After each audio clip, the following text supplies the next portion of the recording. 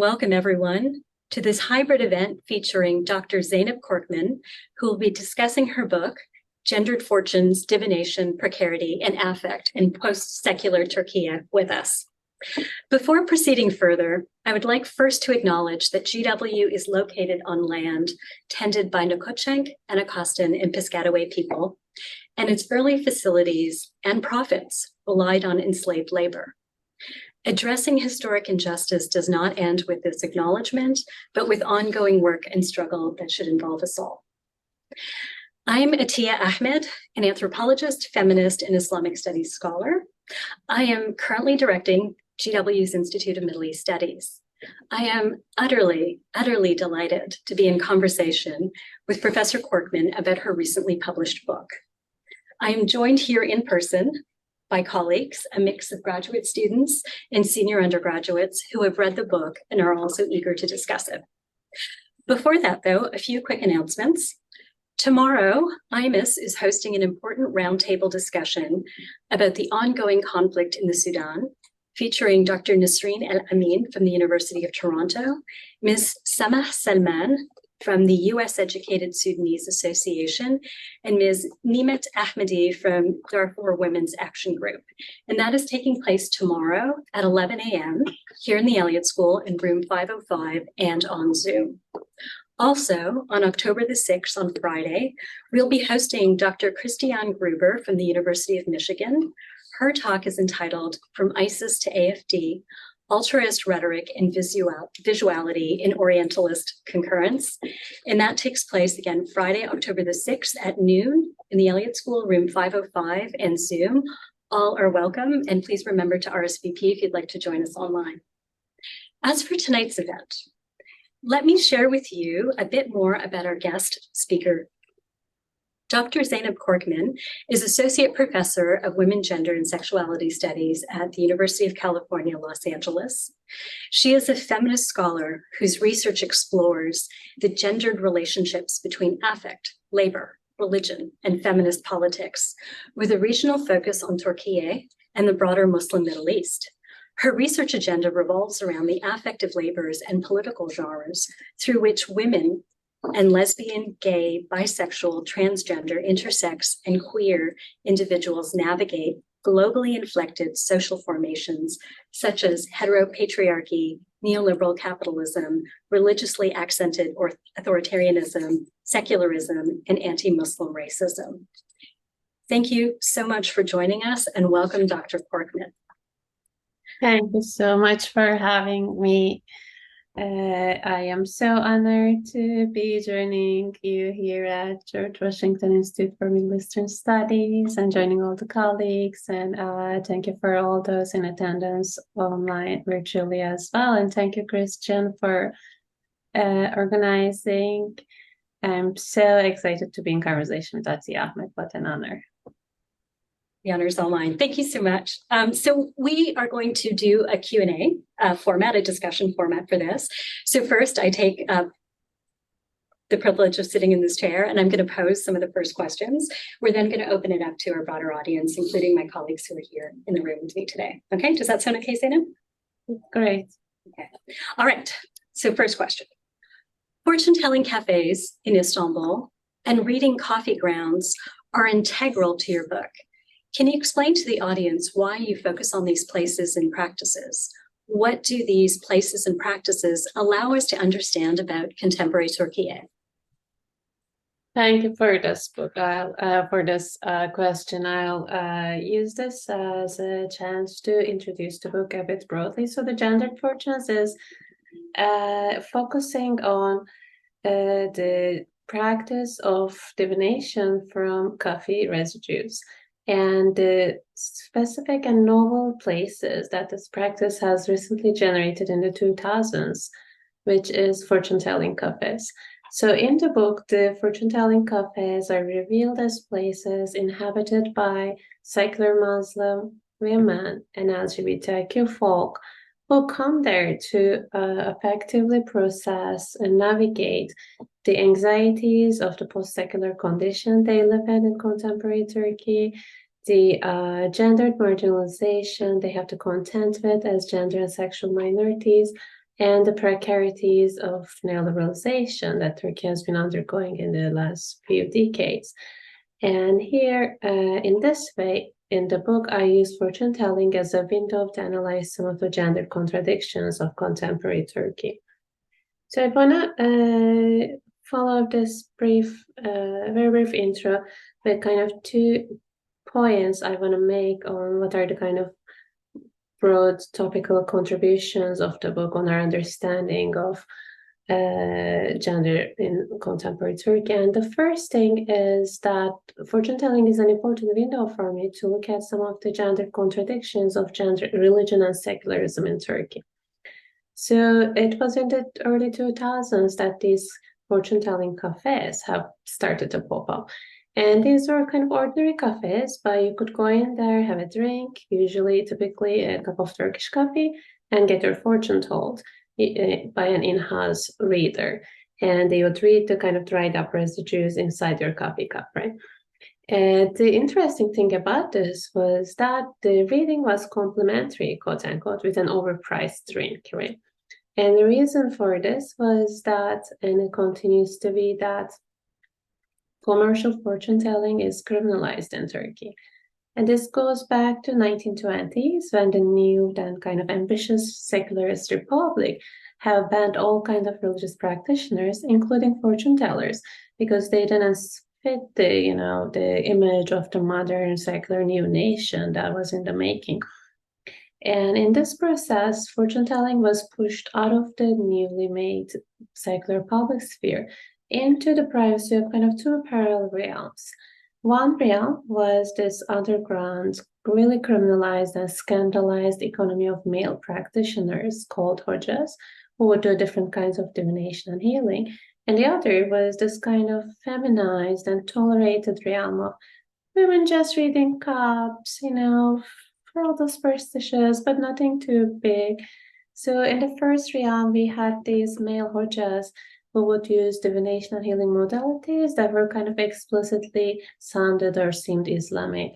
They would conjure jinns, read, from the Quran, whatnot, and they were favorite, and they are still favorite topics of scandalizing media exposés in novel after novel, movies, news articles. They would be busted when abusing financially and sexually innocent, naive female victims. And then there's the savior will enter the scene, who is like a secularist teacher or a policeman or sometimes a journalist, and save the women, right? So the continued busting, the presence and busting of these male figures have reasserted the Turkish secular as masculine and became an opportunity to reassert that kind of secular masculine authority. On the other hand, we had these kind of minor practices that happened inside the homes in the domestic economy. Women beating cups, doing like little remedies for evil eye, adorning things with evil eye charms. And these were seen as kind of minor, feminine things every woman, like every housewife do. And they were kind of looked down upon as superstitious, but not scandalized or kind of criminalized in the same way.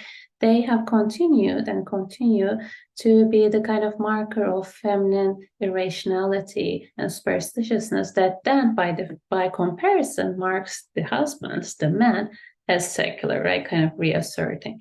So, of course, since in over the last century, Turkish secularism has not stood still for sure. We now can talk about a post-secular condition in which Turkish secularism has proven to be ideologically and institutionally quite durable, but no longer hegemonic. And we have in power an Islamically accented ruling party in the last 2 decades now, AKP. And it is in this context that, in an irony of history, right, I have been observing in the last 2 decades secular and secular citizens of Turkey going to fortune-telling cafes to get support and hope in the face of their waning personal prospects that they feel caused by, among other things, by the decline of secularism, the very secularism that has criminalized those fortune tellers in the first place, right? So this is kind of the my take on gender politics of secularism and religion from perspective of fortune telling. But I also am interested in learning about the shifting dynamics of gender and labor, again from the same window of fortune telling and fortune telling cafés. So on the second point, I'm interested in all those secular and secularist citizens that are going to fortune telling cafés, not just only as clients, but also as working class and lower middle class workers who take work in those cafes as fortune tellers, right? Indeed, as a feminized practice, coffee fortune telling has long been done at homes in a kind of domestic reciprocal economy of female intimate relationships amongst neighbors, friends, right, family members. People describe it as a way of caring for someone, supporting, relaxing, entertaining. And I think about it as a labor of feeling, kind of borrowing the term feeling hissetmek from my interlocutors who often describe what they do as feeling. Hissediyorum, they say. And I think about how the work of fortune telling conjures this affective intensity, this kind of anticipation in the air, right? This kind of intense feelings in that interaction so that the client or the recipient can explore different emotions, can explore different scenarios that are laden by emotions. The difference, of course, when this thing moves to cafes is that it's commercialized. Now it's provided amongst people divided by economic privilege, and it becomes another way in which women and young and gay men are pulled into labor precarity in an economy where youth and women's unemployment is very high and irregular and informal employment is very common. So in that setting, doing a work that is criminalized, stigmatized, low paid, no security doesn't stand out as extraordinary. So this is the kind of second point that I wanna focus on. And thirdly, I do not reduce the kind of productivity and potentiality and the value of fortune telling to just it's being pulled into capitalist relationships, right? Or it's being kind of criminalized or devalued by secularists and kind of reinvented Islamist, Putinist stigmatization and criminalization. But I want to highlight how those feeling labors of fortune telling also produce more than profits. They produce these publics for women and LGBTIQ folk. And that's the third point. That's the third theme that is revealed when we look at Turkey this time to its kind of gendered politics of intimacy and publicness from the perspective of fortune telling. And what we see is that in these cafes, women as well as young and gay men gather together, and these places are almost exclusive of adult heteronormative men, right? And they may be owners of the cafe, but they won't be part of the kind of sociability necessarily that's happening inside the cafe. So these provide these precious places where those disadvantaged in heteropatriarchal hierarchies of gender, sexuality, and age can get together to explore their intimate lives and their feelings away from the pressures of possibly families, their communities, and the larger public sphere and policymaking spheres where their lives are even ever more intimately and closely and governed and disciplined, right? The special thing about fortune telling cafes, of course, compared to homes, is that that kind of intimacy between women and other feminist populations is now coupled by a precious anonymity that being in public brings. So fortune tellers at the cafe cannot gossip about you. I mean, they can, but they don't know anyone who knows you. So it's inconsequential, right? And that is really precious for those whose private lives are so disciplined, right? By social controls as well as by political controls. So in this sense, cafes provide a safer place for the minoritized groups to manage and feel their intimate lives and feelings. To conclude and bring these three strands together, So I took a research subject that is at best seen as this kind of feminine foible, really minor, inconsequential, if not, almost silly. And I assert that engaging with such marginalized and feminized ways of relating to oneself and others and the world provide a really important window to understand macro-level social, political, cultural processes from the perspective of the marginalized.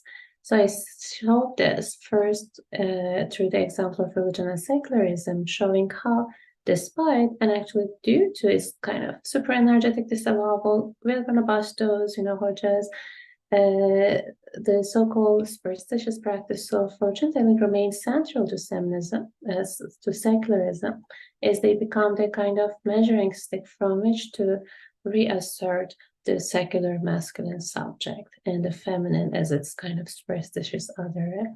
Secondly, although they're they are criminalized and pushed out of the public sphere of secularism, fortune-telling practices and the intimacies and sociabilities that kind of happen around them remain central to the very modern femininities and masculinities and the heteronormative order on which that kind of secular modern project depends upon. And lastly, even though truly devalued and criminalized and irregularized, the labors of divination not only provide those people who are pushed into precarious labor market a way to make a living, but also they replenish those kind of lower middle class, especially clients who are themselves precarious workers. So in all these ways, my main argument is that taking gender practice of divination seriously offers a window onto the gender contradictions of contemporary Turkey. I leave this here.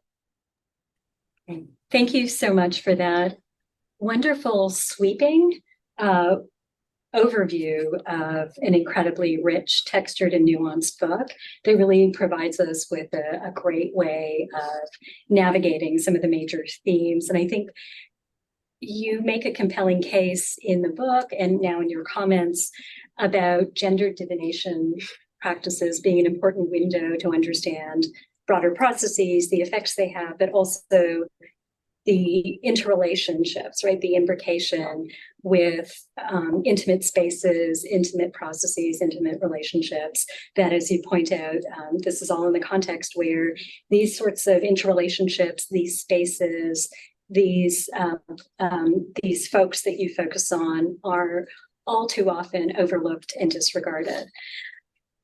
So it has so much to offer us as method and also as in terms of conceptual approaches and tools. It's hard to get to this. So to get to a place where, a topic, a site can open up a window in this way. So that leads me to another broader question. How did you decide? What were the circumstances through which you mentioned some of them in the introduction, but maybe for the, especially you might want to elaborate and or for the benefit of our audience who haven't yet had a chance to look at your book. And we've also posted, I should note here, or we will post shortly, links to the book information on the Duke University Press website and also the link to the open access version of your book. So how did you get to focus on fortune-telling cafes and fortune-telling, right? It is so generative, so rich a spot. How did you get there? What is the journey that led you to these places and these practices? Mm-hmm. Thank you so much. This question is really moving and, it's such an opportunity such a privilege to get to reflect on this. And there are a few different ways to respond to this, I guess, but I want to share kind of a story or the kind of background that I didn't get to share as much in the book. And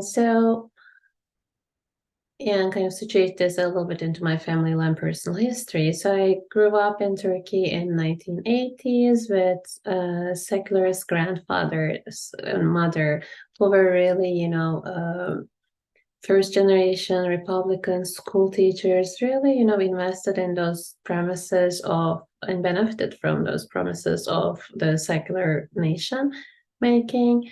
and they kind of looked away from, if not looked down upon, religious and what they deemed, superstitious beliefs and practices. And I was also raised by their youngest daughter, my mother, who was a leftist feminist and who similarly kind of really looked, really couldn't be bothered with things that she deemed irrational, including all those kind of feminized practices that I'm thinking about in the book. So I was raised to be the kind of embody this kind of secular modern femininity. But also I couldn't help but notice some of the kind of, contradictions, like, I kind of remember my grandmother getting together with her female friends and, like exchanging cup readings, or all my, relatives adorning me with like evil eye charms all the time. And, so then you can say partially that I was motivated by the kind of contradictions of my familial history to explore some of those. And also 80s was, of course, the coup era. And there was this kind of reintroduction of Islam into the public and political spheres as an antidote to leftist mobilization in the country. And by the 90s, and this is when I'm going to like middle school and high school, Islam was a popular and potent political idiom of organizing in the political and public spheres. So one of my best friends in middle school, high school, wore a veil to the street of our school, which she then would remove, right? Because it was banned at the school and because she didn't want everybody, including teachers, to see that. And then she would put it back and we would go home to her place or to my place. And, we would do like a reading or chat about like our future, what we want to be, which school we want to go next, about romance and sex and how to kind of navigate all those things with some autonomy, as young people. And also I remember we would talk about this feminist bestseller book called Kadın Adı Yok, which is this kind of 80s version of United States, Betty Friedman's The Problem That Has No Name, right? And so, and then like mid to late 90s, I was going to college. And again, I was surrounded by these fellow female students who were agitating for their right to wear their band head scarves to the campus. And so I couldn't help but register something about, not at this level, but at a very visceral way, something about secularness and being a modern woman was changing, right? And that formula in Turkey was changing, and that changing thing was very much about the dynamics of religion and secularism and its gendered becomings. And forward to 2000s, where I came to the United States and to get a PhD. And I was, very embedded in Turkey, visiting my relatives over the summer for research. And my secularist relatives, especially females, are increasingly alarmed now. They're like, those Islamists in power, they're going to all make us wear veils and stay at home and just be wives and moms. You better join us on the Republican marches. Those were the marches where people protested the rising political Islam and kind of reclaiming secularism, and me trying to tell them as a feminist, hey, maybe the secularist project was not a haven for women either, and then by the 2010s, especially into mid 2010s, as I'm kind of becoming an academic, and I'm also seeing with much concern, of course, as a scholar of gender in Turkey, the AKP government in Turkey now stepping back on many gender equality measures, some of which it had itself introduced, and really pushing this kind of anti-women and LGBT rights agenda. And I'm also watching very high rates of women's, especially educated women's, unemployment. And I'm watching those same relatives and friends, like kind of secular middle class, now engaging with what you might call religious or spiritual practices, but decidedly kinds of the ones that didn't sound Islamic, right? So think of Reiki or yoga or cup readings, right? So then I guess this is one way to place my and plot my story of finding myself in fortune telling cafés finally, and feeling like this is a great window to unpack some of those contradictions of what has been happening at the intersections of gender, religion, secularism, and labor in Turkey. That's fantastic. And that resonates so well. I mean, just this situating yourself, your personal trajectory and its interconnection with the work, and how it resonates so much with one of the strengths of the book is that it really pushes against the representation of Turkey that some have, of Turkey to coin or not to coin, but to draw on a Canadian phrase of two solitudes, right? This representation of Canada as that of the Anglophones, the Francophones, which allied so many people, including Native Canadians, of course. But it is a term that sort of gestures towards these very different, almost ontologically different worlds, right? And there is oftentimes a representation of Turkey in that way, right? The secularists versus Islamists and Islamic reformers.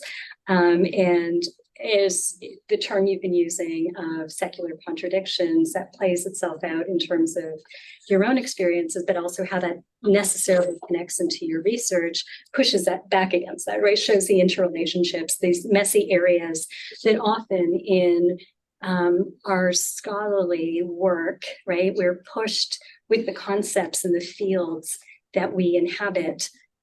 These concepts, these fields often shape and delimit, right, the epistemological possibilities or intellectual possibilities of the questions we can ask, and these sorts of messinesses that elude clarity, analytic clarity that we often say we're pushed to do in our work.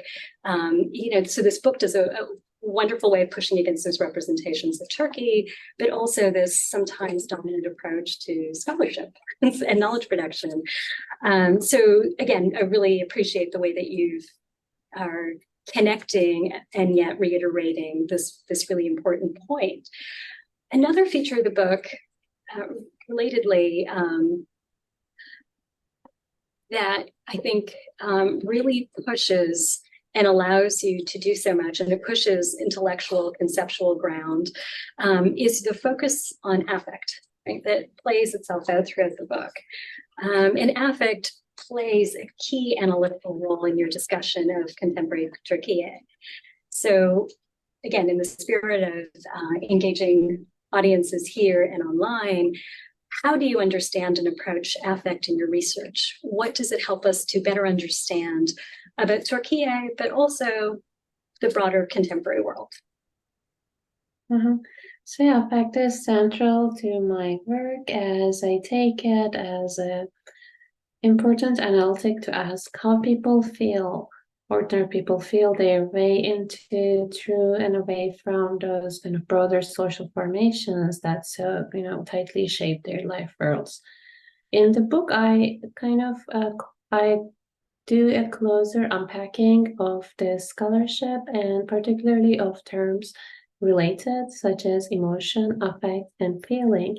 And I note how not universally, but often affect has been used to refer to those precognitive, unstructured intensities, embodied intensities, and emotion often being used to refer to more socially and culturally prescribed ways of expressing and articulating those felt states. And I opt for the term feeling, which I like for its ambiguity, for its, I believe, amenity to conjure both sides of this analytically distinct, but practically embedded processes together of those kind of felt affective intensities and their socially prescribed articulations together. And I use the kind of I used my analysis of fortune telling as a way to flesh this out, to think about how fortune telling takes work on both kind of those affective and emotional, so to speak, levels as a feeling labor, as I call it. Fortune telling demands that the reader conjures this intensity in the air, right? So to speak, so that the client can explore and experience different levels and kinds of affective intensities, out of which through the help of, these familiar heteronormative often, but sometimes non-heteronormative scenarios of, meeting a romantic partner or someone cheating or a pregnancy to come, blah, blah, the people can then experience and express different kinds of emotions. But importantly, also to me, the feeling labors of fortune telling matter because they provide a medium through which to process in their very intimate incarnations those affective demands of the broader social formations as they are felt in the everyday, right? So feeling in that sense is a useful term to me, also because it inherits this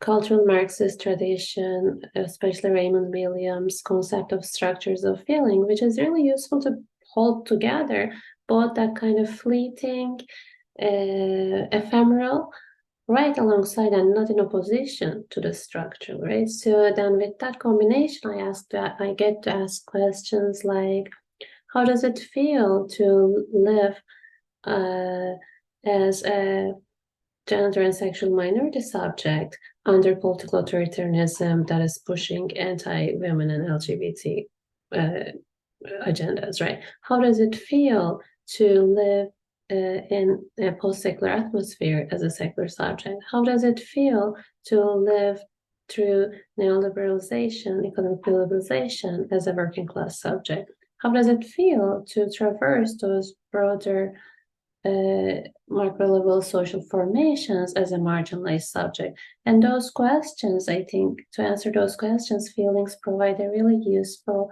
feminist analytical and methodological tool.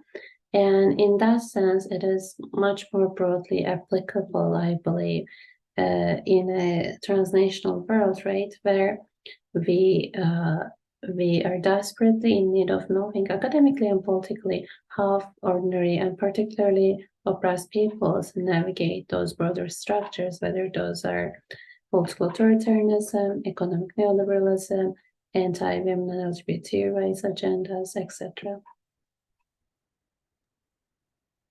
Super. I think you make a really compelling argument about the conceptual importance of affect in our research. Maybe to sort of keep on the theme of affect, I think, again, make a really compelling argument for the use of and the significance of affect in one's research. But when it comes to conducting research, how does one trace and methodologically speaking research affect? I think it's a challenge many people have sought to address. Your book does so in important ways. And so what insights would you offer folks who might want to emulate the practice that you set up? It's definitely, this is a really valuable question to me, as it is a question to me, an ongoing question for sure. To begin with, I feel that ethnography is a really significant and underutilized relatively tool to study affects, right? So if we postulate that affects kind of reside in and amongst bodies and give the kind of social interactions and social relationships, their texture, their palpability, their intensity, then it would follow that ethnography would be a great tool to study it, to trace it. But yet, of course, studying affect through ethnography demands a different or a specific kind of attunement. An attunement not just to what people say or how they behave, but how they feel, how they make others feel, how they feel together with others. How does the room feel? How does a mood set in or changes, right? And that level of kind of ethnographic attunement then demands a kind of more inward looking attention that situates the researcher and kind of demands you to observe yourself, so to speak, as you are feeling the room, as you're attributing those feelings to others, as you're affecting others and being affected, right? Having said that, just an aside, I don't think ethnography is like the only or the way necessary to study affect, but I think it's a really underutilized and significant one, and completely complementary to other ways of studying affect, including definitely autoethnography, as I have been hinting at, right? But also cultural analysis, archival research, right? Different kinds of research. Speaking of challenges, so definitely doing this research and producing this analysis has been challenging, especially because affect has become so central in this work. And that wasn't something I had from the onset planned. Nor did I expect to find myself and my own feelings and my own intimate desires to be so centrally featured in this book. And attuning to my own feelings was not always or often comfortable or flattering, right? But I can say that as I kind of entered the field and started to kind of hang out with fortune tellers in the cafés and trying to kind of really listen to the people, really be with, in that setting, be with others and be with myself as I got reading after reading after reading. And I use this phrase in the book too, but kind of my feelings had to grow, right? So feelings growing, as sometimes people use that to explain how they started reading fortunes, which happened to me as well, right? As I started reading cups, but also feelings growing as in growing attuned to the to the processes and value of donation, and feeling growing attuned to the central to affect, to the social. Thank you. I mean, just that breakdown of, often conventional ethnography focuses on what people say, their utterances, their behaviors, their practices, right? And sort of comparing the two, but adding to that how folks are feeling, right? It's the incredible, important other dimension, but also as a way of marking the central role that the ethnographer plays, right? Because it is in and through these relationships, this presence, these feelings, that makes our research possible, and yet as often goes unmarked in our scholarship, right, in our discussion. So I really appreciate your comments about that. Now, I have monopolized your time, and folks in the room, as well as online, have been very patient. So maybe we can open it up to questions. Does that sound okay? Thank you so much for these terrific questions. Yes, I look forward to hearing from other folks. So I'm going to give first privilege to the folks who are here if they want to pose some questions.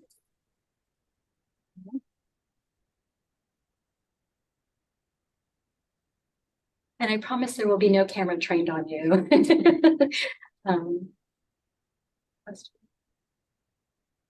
I also took the liberty of, and I mentioned this to folks in the room earlier, of compiling the questions that they already formulated. So maybe I can draw on those. So I will do that. And then folks who are online, maybe you can keep an eye on questions in the chat as well. Okay, so one of the questions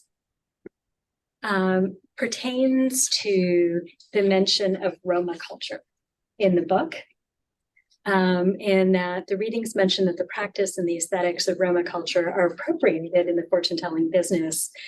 Is it possible to either include this community in this space or create a practice and aesthetic of fortune-telling does not, quote, rip off this culture? So how do we situate the question of Roma folks in relation to your discussion? Thank you so much. This is a really important question. So there is common cultural appropriation, right, of Roma images, names, and especially in online fortune-telling businesses. Like you have these like online fortune-telling avatars with Roma sounding names and kind of clothing. But when you look at the cafés and are the people who are actually like employed in online businesses as well as in cafés, it's very rare to find a actually Roma person finding employment there. Most employees speak kind of quote unquote proper, right, Istanbul dialect of Turkish. They are often ethnically unmarked, if not Turkish. and they can approximate middle classness, right? So those are the preferred profile. So the exclusion of Roma and many other ethnic minorities in this context is very much, I think, related to or is really intersectional and co-constituted with the kind of class inequality that is going on here, in the sense that these workers are expected to voice and present as intimately familiar with middle class habitus and middle class desires and kind of secular Turkish middle class desires and anxieties. So in that way, I think Roma are excluded kind of doubly, right, by their ethnic and class status and by their kind of exclusion from heteronormative domesticity through those class and racialized exclusions. So I imagine that it would take a kind of radical remaking of the labor market, right, to see actually people here. The avoiding cultural appropriation might be done more easily, but it might also mean kind of completely erasing that long-standing Roma practice of reading fortunes in Turkey and just kind of sanitizing this practice further for consumption of middle classes. Okay, super, thank you. The next question comes to us via the chat function. I'm just going to read it out. And it comes to us from our colleague Farhan Gulolu, who's a PhD student here in anthropology, who's been doing has conducted extensive field work in Istanbul and has been doing some really important research and work here. So here, I'm going to read it. Thank you so much for the talk. Can you please articulate on the use of the term post-secular in this context? I remember Zeynep Gürsel's work on fortune reading related to Turkey's dream of becoming an EU member. Do secular subjects carve themselves an optimistic future space at a more personal level in your ethnographic account? I thank Farhan so much for this question. So I use the postsecular in the book to talk about this time and place where in Turkey secularism is in decline, right? It doesn't have the political hegemony, the unquestioned status as the kind of the holder of cultural capital, as the holder of political power, as the holder of economic opportunities, but it is still ideologically institutionally durable. And of course, this happens in the kind of broader context in which a whole kind of, Western colonial project has established secular vis-a-vis the Muslim, not just even religious, but Muslim, right, in a kind of power inequality. So I use not to suggest that kind of post-secularism is kind of past and gone in Turkey, but to suggest that it has lost its hegemonic position, that is unquestioned position, and that is very anxiety producing, right, for people who have invested not just on their political energies, but their kind of their selfhood in terms of, for example, femininity, right, or their kind of middle class aspirations, so on and so forth, in secular identities and secularist belonging.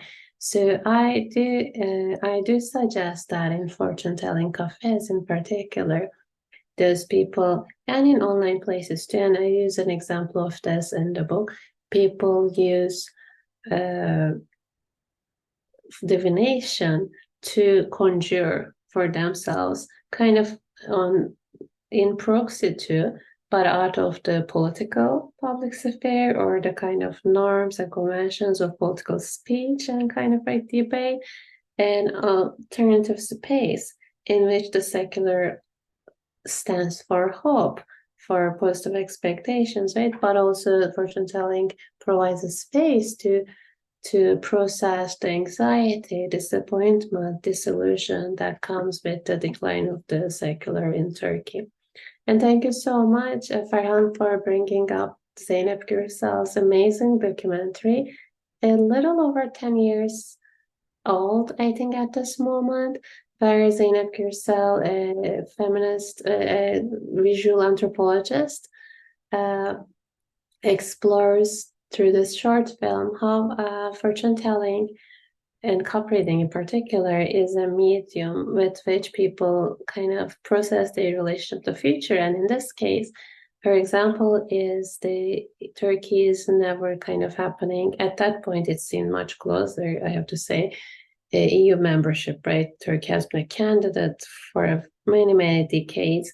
And in that movie, a lot of secular Muslim folks, I would say, and other folks think with fortune telling and use the cup reading as an entry point into kind of express their hesitations and hopes and disappointments about Turkey's future and their, of course, personal futures. So thanks so much for bringing that up. I think that's a documentary. A short documentary would be a great accompaniment to the book, or if you're interested in the talk, it would be a great follow-up. Thank you. Maybe I can take this opportunity because this also was in one of the questions that was posed. And it also connects to, I think, the theme that came through in your earlier remarks about the contradictions or secular contradictions. So the question starts with a quote from your book, so page 25, quote, "These women pray, but also insist on wearing short skirts. They drink alcohol, but not during Ramadan." Based on this quote, what is the end goal of secularism, or at least Turkish secularism? Is it to allow an environment where a woman can pray and wear miniskirts simultaneously, or abolish traditional practices altogether? And so I think some folks in the audience are maybe familiar with some of the literatures on secularism. And so we invite you maybe to reflect more on the term of secular contradictions, and or connect it to other works, or your read on, and I use that word advisedly and purposely, your read on Turkish secularism. So yeah, kind of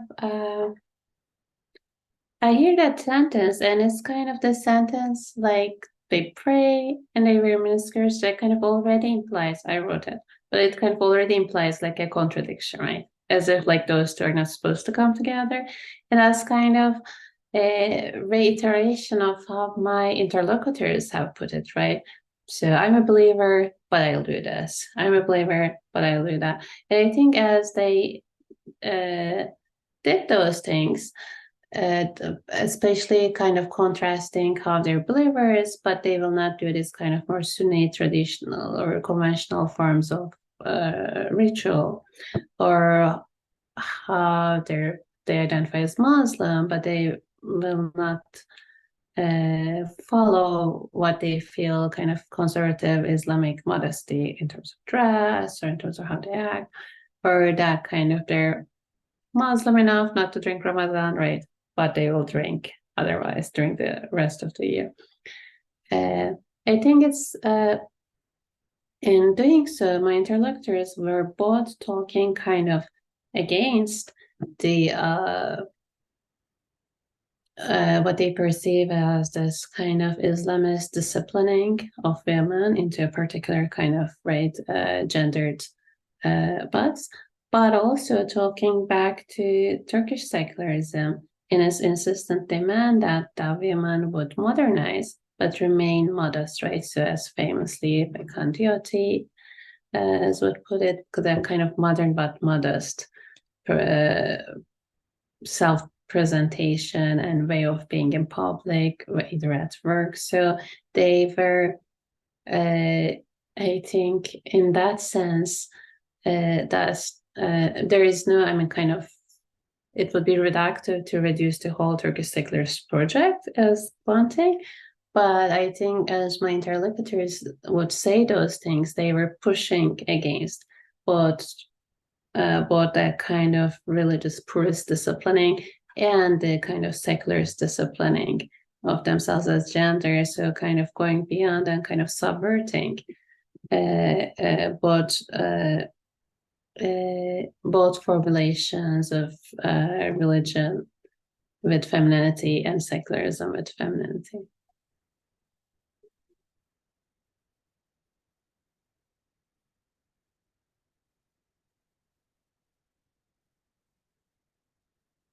I don't hear you now. Oh, sorry, I of course just muted myself. Okay. I was just going to say that connects to a theme that our class was discussing last week, which is in knowledge production and scholarship, we often inherit questions that have so many inbuilt assumptions into it, right? So one. Two, we've also, I think, many fields in academia happily have started to challenge some of the unmarked assumptions and unmarked embodied folks who've been involved in knowledge production, right? And so there's an awkwardness, I think is how we put it. There were multiple ways we put it last week, but one of the ways is there's an awkwardness when you are a scholar entering into academia located here in the West. And you inherit these questions with these inbuilt assumptions, but based on your own embodiment and often as a marked subject, you have to contend with those assumptions, those questions, and those overall framings. And that's one of the other dimensions of the book that I really appreciate, that we can benefit so much from, is this acknowledgement of these, what I'm just going to for now gloss as these inbuilt assumptions and these sorts of weighted categories we must contend with, and yet at the same time center the embodied experiences connected to the messiness that we're familiar with, right? And often the role that we play as translators and or as folks with double/triple consciousness. So I hope those trajectories of thought, resonate. Thank you so much. This is so precious to hear these comments. So I wondered if you have any thoughts about that or how you navigated that. There are some fields of knowledge production, perhaps in women, gender, and sexuality studies, although maybe that's a presumption that I'm making, where these sorts of positionings, these markings, right, are more prominent than in other fields. And so maybe in terms of your own experience of, you mentioned just before we opened it up to a broader audience that this book marks a 20-year journey. So in that journey of knowledge production, often that's black boxed. How did you contend with these questions, right? Where there are certain assumptions about the space that you're researching with that don't perhaps map onto your own set of embodied experiences connected to those places, and how you navigate that challenge. Mm-hmm. Yeah. So this is a great question. I'm thinking where to start, but I guess a starting point is me kind of landing in the United States as a graduate student in Santa Barbara, of all places. I went to UC Santa Barbara for a PhD in sociology, and it's this kind of white land, gorgeous, touristy, very, very upper class. You'll see, folks of color only maybe early in the morning, manicuring the lawns. So it's kind of, and then me kind of navigating that space in my white looking body, right? And people would be kind of initially very friendly to me, and they would be like, "Oh, another tourist from Europe. Hey, where are you from? You have an accent."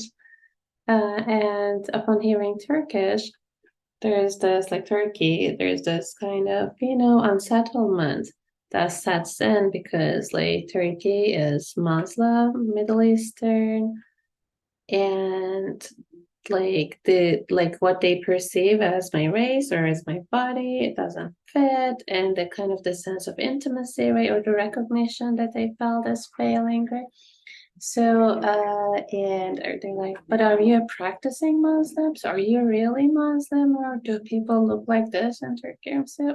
So there's this kind of, right, set of misrecognitions and negotiations. And then kind of in academia, in more progressive settings, or right, kind of my claiming of the kind of Muslim Middle Eastern subject box is also sometimes met with kind of confusion, right? So and that also has helped me to think about both the kind of white privilege that I had carried back kind of and lived with in Turkey, especially also in the United States, but also kind of, okay, what does Muslimness mean to me? Like, in what ways I am Muslim, right? Kind of as a kind of this kind of Turkish secular Muslim coming from the first version.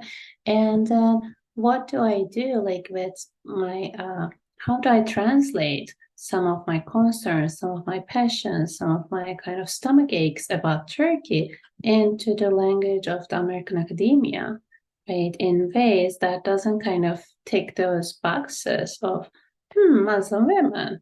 Like, tell us in what ways they're oppressed, really. That's very interesting, right? We can't hear enough of that. But also kind of is able to address some of the academic political critiques that I so passionately need to make. For example, a double critique of both Turkish secularism and Turkish Islamism, right? So in those ways, a lot of knowledge production, a lot of situating my research and finding my research topic, thinking about the ways in which I can and want to talk about and represent folks, or talk about myself and my interlocutors, has been shaped or kind of happening under the shadow of Mohanty under westernized, right? Kind of like, what are the assumptions and expectations about the kind of so-called Muslim and or Middle Eastern women that people have, in what ways that the knowledge that I produce can be repurposed to kind of to feed into those, colonially tinted stereotypes, and in what ways I can develop an authentic voice to talk about some of my concerns, which cannot be just reduced to countering those stereotypes, right? That's not, because that will itself then produce its own kind of, liberated or empowered Muslim women whose power is wearing her veil. That's kind of this counter image of this other stereotype. So I wanted to tell a story that wasn't my story to begin with, or the story that I was interested in or was able to observe in Turkey. So I wanted to tell us a story that would, I hope, would step us out of that colonial stereotype and this one image that, again, unfortunately seemed to kind of get frozen in time and space and just there to counter that kind of stereotype, right? So in those ways, it became really politically and academically meaningful for me to talk about secular Muslim women and gay men who kind of navigate both secularism and Islamism in ways that push against both those projects in their kind of gendered discipline dimensions. Okay. Any other questions? Or on the chat? There was a question based on an earlier discussion we had, where someone in our class emphasized the resonance of the insights of the book with their experiences here in the US, say with spaces of care, such as relationships that develop with hairdressers and hairdressing salons, also resonances potentially with astrology and astrological. So bringing the insights of fortune telling and reading that you present us with the book, how might this resonate in other contexts? Definitely. Thanks so much for bringing up that dimension. I think the kind of what is so significant to me about fortune telling cafes being these alternative publics is that kind of that nourishment, that replenishment, that support, that care, right, that people find in fortune telling cafes. And that's very much about the nature of the labor fortune tellers provide, which I call feeling labor.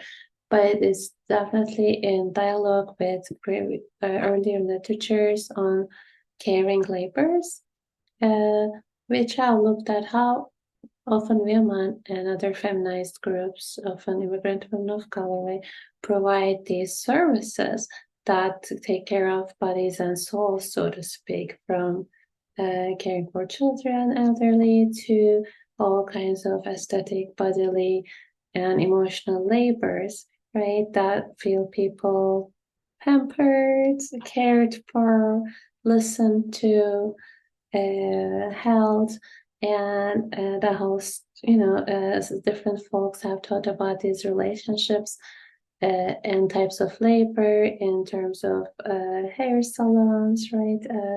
Massage establishments, different kinds of businesses, sex work has been taught in this way. The tricky part, I guess, in these conversations is always to kind of hold in perspective both the kind of what might we think of as the horizontal relations of care, for example, in my work, between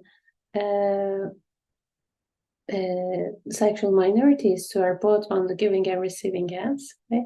And also the kind of non-horizontal relations of inequality that often structure these industries, often class-based and race ethnicity-based differences that those, and kind of so the complexity is how to hold these together and what do we make of this, for example, depending on, for example, for me, from a feminist point of view, and how to recognize the value there while also acknowledging the kind of the exploitation and non-reciprocity that these relationship forms can take.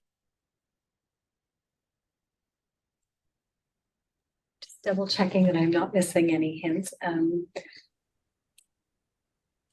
Another question is maybe trying to take the insights from the book and also the kind of scope, the space of the spaces that you focused on in your research, and then thinking about those in relation to other spaces and other public. So one of the questions was, while there are some subversive aspects of the cup reading practice, as you beautifully discuss in the book, on the other hand, does the larger Turkish population see these actions as such? Do the fortune tellers themselves, right? So how legible, how recognizable are these effects that you so beautifully outline in the book? That's a great question, really, right? And partially because, to start with, it's not necessarily essentially subversive, right? Fortune telling can really take people in like heteronormative scenarios. And one ways we can think about them is just kind of keeping people in those heteronormative scenarios, even when they're failing, by suiting their vulnerabilities and anxieties, right? But also, fortune telling can be subversive because of those horizontal relationship aspect of it, and also because there are different kinds of fortune tellings that happen, not only kind of non-normativity, but also in, for example, I met quite a few fortune tellers who took great pride, fortune telling women, who took great pride in telling me that, like women share with me very intimate things here, like, how maybe they may be cheating their husbands or they may be planning to divorce them, but I would never ever share that with anyone. Right? So they have a kind of keen sense of those women's vulnerability and a kind of sense of responsibility to support them and to keep them safe. Saying that, so I think in moments like this, where I felt like even within kind of this heteronormative frameworks, fortune telling could be subversive of dominant gender relationships and of the dominant ways in which people have to navigate those, especially with that anonymity. That, having said that, I think for most people, when they think of fortune telling, especially women reading each other's fortunes, they think of fatalism, superstition, passivity, right? Kind of all those things that are associated with with the others of secularism, right? That they don't have agency, or that kind of fortune somehow kind of empties out their agency. They become, or they are submissive, they're irrational, so on and so forth. So there was this one time when I have heard about this women's domestic violence shelter, and how the volunteers there were hesitant to replace the broken coffee cups because they didn't want the women, they were concerned about women residents there reading each other's fortunes, right? Because they felt that it might be a form of,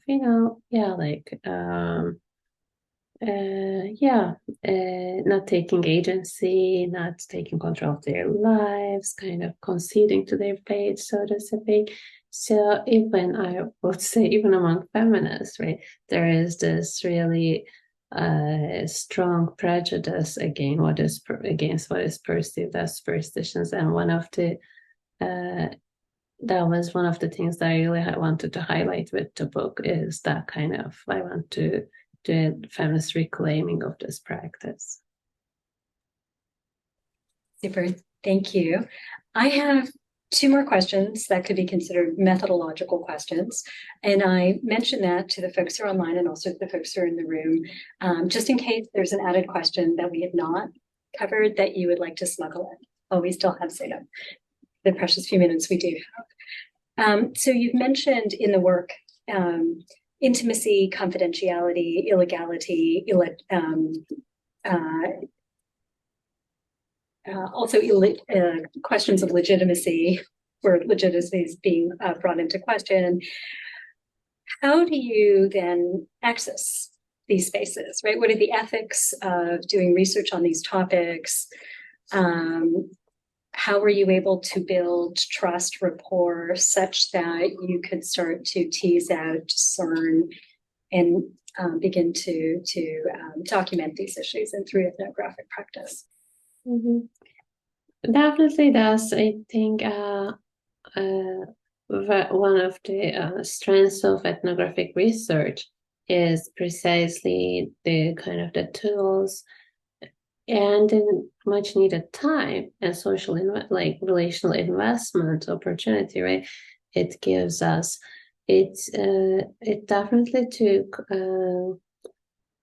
kind of a ongoing presence and kind of repeated visits to establish that kind of initial trust to be in those spaces, but also that kind of quote unquote insider status was easy. It made it easier for me to be able to in those spaces kind of as a relatively unmarked body. But of course, readers didn't necessarily trust me to begin with.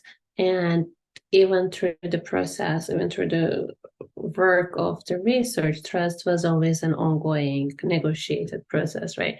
So often they would want to read my fortune and read me, right? In the ways that they were so good at doing, and kind of really like in their own ways, indirectly ask like, what do I want? What do I really want from them? Partially because they lived under the threat of criminalization, and partially because it was really illegible to folks. Like, why would anyone want to do a research? Or what kind of research was this that I was just sitting around, right?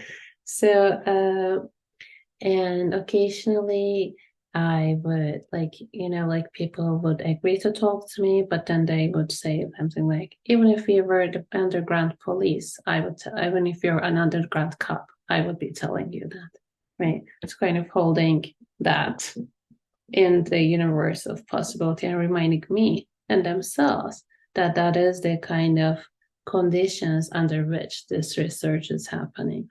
So time and again, or the ways in which I sought to kind of build confidence or will trust and kind of make myself legible would backfire. For example, me presenting like a card with like my name on it and like a research university, American Research University's name and address, and they would look at it and they would be like, so you are like affiliated with the American University, which is already like, so even if you were a spy, I would be telling you this, right? So as would another kind of, it would give me a kind of privilege and credibility, but also a status of suspectness and outsiderness.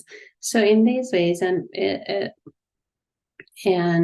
people were, I think my interlocutors were in no way kind of passively trusting me or not trusting me, but kind of in the kind of mutualness of that relationship, like how much I get trusted when, in what ways, was continually negotiated. So access was not like, okay, you were allowed in or out, but a relational process that became very much part of the data of,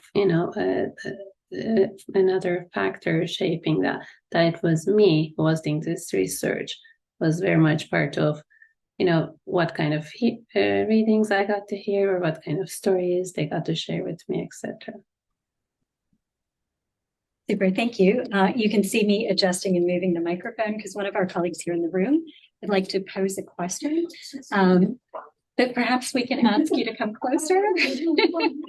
It's a colleague who's literally across diagonally. Oh no, I think the audience is imagining all kinds of movement. Is it okay if you're on camera? Yeah. Okay, thank you. If that's okay. Okay. Hi, Professor. Thank you so much for this book. It was a very authentic and interesting reading. This is mostly a reflection more than a question, so maybe we can like think together. I'm just trying to relate the book to the other books we have been reading the past few weeks. We have been reading books related to women and piety.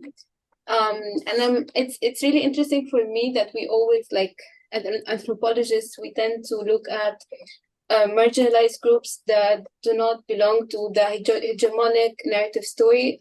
So like in countries that are Islamic actually, but they have like a very controlled narrative about religion. They do not allow like different groups to practice religion in different ways. It's fascinating, like, to think about Turkey as a secular country that do not allow or like criminalize or stigmatize women as fortune tellers. What I'm thinking about, do you think like in other contexts, if fortune tellers like would actually practice their labor in different contexts, do you think this would also like been perceived differently? Like, did any of your interlocutors talk to you about like if they imagine like living in another country and practicing their own labor and their own passion in different contexts, would that make a difference? Like, I'm just trying like to think broadly. Like, yeah, thank you so much. This is a lot to think with. And I think my book is definitely in conversation with those other really important works that explores women piety, right, in different contexts, especially in contexts where it creates these alternative communities under different state regimes. And the fortune tellers that I was talking to were definitely well aware of how their labor was circumscribed and kind of shaped and limited by the criminalization, as well as the kind of set of economic opportunities or lack of it, therefore, that was found in Turkey. Actually, quite a few of them have asked me about like how it is in the United States, and which was an interesting comparison point for them and for me too. That is kind of more federally governed and differently governed in different states. As for some years ago, for example, New York has passed some regulations to limit fortune-telling businesses, but in many other places it's legal and it's kind of not underground, right? It's still ridden by different kinds of economic and racial vulnerabilities and relations of exploitation, but nonetheless, in Turkey, people imagined, right, or aspire to professionalizing their businesses, kind of feeling more safe and legal, and really kind of often also aspired and dreamed of kind of more professional identities. Some folks actually have moved into offices or found different ways to legalize their businesses and serve a kind of higher upper class clientele and make more money and feel safer themselves. And oftentimes the route to doing that was to kind of quote unquote secularize their businesses in the sense of making it look less Islamic and more kind of Western or global new age. Great question, and thank you for that. Okay, my last question. It's a big one, and it's one that came in multiple forms in the questions that were posed before the class. And I think the broader context is, I think there's a really important re-examination happening in multiple fields of study, including, and there's an argument can be made that women's studies folks have always been concerned with this question. And I think that's a plausible argument for different reasons, but let's not get into that. But in other fields, in anthropology, with things like decolonizing, right? There's a recognition that we shouldn't maybe approach scholarship with just the end goal of critique, although of course critique remains really significant. But we must also place our work into broader context, including context of potential transformation, right? And what are the ethical, moral, political obligations we hold towards the folks we do research with and more broadly. And so can answer this in multiple ways, right? How can we engage and produce forms of scholarship that can support, be in solidarity with marginalized groups, like the ones that you research in your work, and then more broadly, how can our work be transformative? Yeah, that's such a big question. Again, an open question. So, I guess one way folks sometimes go about it, and I have some, smaller pieces where this happens, is to think about and work on or speak with and about projects of social transformation that are already ongoing, right? So writing about or working with folks who are already resisting and struggling and kind of amplifying their voice or kind of being part of their critique and moment. But another way that is exciting also to me, not to exclude that, but in conjunction, is to think about these kind of seemingly insignificant, seemingly apolitical, minor parts of social life as already holding potential for transformation, right? So part of the question for me is not just kind of where transformative politics is already happening and how can I amplify those voices, which is so significant. And I try to do that in different parts of my scholarship in different ways, from op-eds to, scholarly, but also I think they kind of being located in academia are also in a unique position to be kind of putting pressure on that definition of the political and on the definition of transformation itself, right? To think about those everyday spaces, those devalued, looked over spaces of social life, of kinds of labor, of kinds of relationality, intimacy, sociability, where people are already doing the work of surviving, of building horizontal relationships, of making room for feeling otherwise or imagining otherwise. And that's something that definitely drew me to fortune telling and the ways in which I treat it in this book. Thank you so much. And I'm so glad you also got that not so subtle hint to connect to your other scholarship. In here, you mentioned some of the op-eds. I would invite folks to check that out. Also the co-edited volume that you did with Shireen Razak as well, a preeminent feminist theorist and scholar, and the work that you've done to really challenge,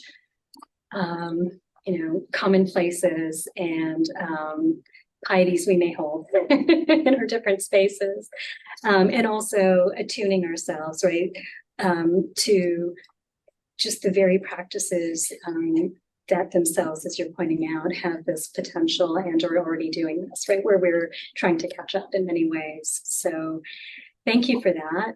Thank you again for being such a generous interlocutor, for sharing with us this wonderful discussion about your just recently published book. I hope we can all keep this conversation going. Thank you so much, Atia and Christian, for organizing, and for everyone in attendance in your class and all the online folks. This was such an honor, such a privilege. Thank you for having me in this amazing conversation. Thank you. Good evening, folks, and be well.